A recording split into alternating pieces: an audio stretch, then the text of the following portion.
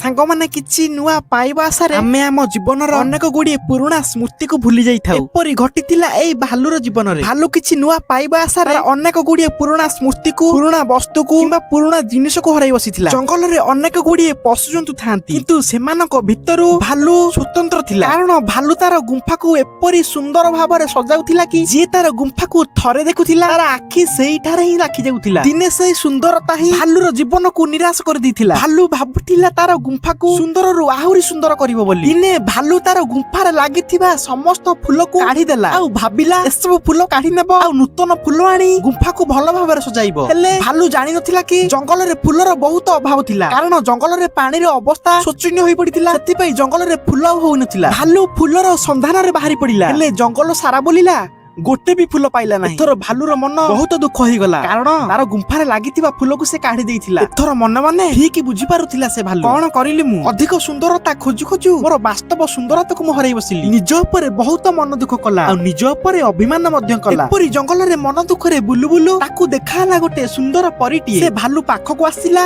ଆଉ ଭାଲୁକୁ କହିଲା, ଶୁଣେ ଭାଲୁ, ଏବେ ତୁ ଜାଣିଲୁ ବାସ୍ତବତାକୁ ହରେଇଲେ କେତେ କଷ୍ଟ ହୁଏ। ଏ ଭୁଲ ଆଉ କେବେ କରିବୁ ନାହିଁ। ତୁ ଏଥର ଘରକୁ ଫେରିଯା, ତତେ ମୁଁ କଥା ଦେଉଛି। ଏତେ ମନ ଦୁଃଖ ନ କରି ତୁ ଘରକୁ ଫେରିଯା।